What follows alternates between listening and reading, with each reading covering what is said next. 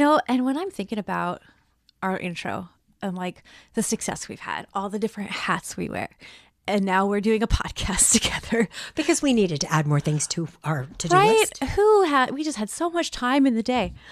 I think about how hard we have had to hustle to get where we are. And I really value work ethic. I value the hustle. But burnout is real. It is, and it's not pretty. No, it sucks. It's really not pretty. I People think it's pretty. It's not pretty. I went through a pretty intense period of burnout not very long ago. And when I tell you, my health was terrible, my give a damn gone, Right. my ability to just function as a human, barely there. That's right. Sometimes the hustle overtakes the sanity, and we have to make better choices. We have to balance that, like, kind of ambition and the goal and the growth, and we have to navigate that and make good decisions about it. I do think, though, that in our culture, the idea of work-life balance has just gotten out of control, ridiculous, and I don't think it's real. I think, and I actually have an entire presentation that I do all over that is titled "Work-Life Balance is a Myth."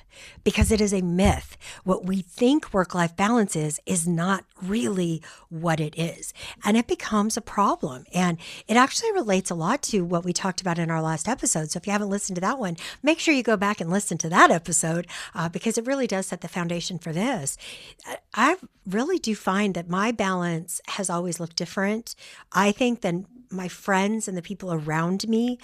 I am, like you, Mallory, really very ambitious. I am a complete and utter workaholic. I had no kids. I didn't get married until I was late. So I had a very different vision of how I functioned in my life. And I'll tell you, I'm not going to lie. There were times when I thought, am I doing this wrong? Am I wrong? But I'm also very defiant, of course. So I had to, argue and go over the top, making sure that everyone knew I was right. And they were all wrong. But that realization that how I navigated it, how I navigated my life, and how I navigated what we would call work-life balance, the harmony in our life was very different than other people. And that was a big teaching point because I was very defiant. Kids, they suck, they smell funny, and they, don't like that. They're unnecessarily sticky. Right? Why are they so sticky all the time, right?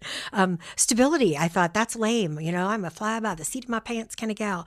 Marriage, ooh, gross. Who wants that, right?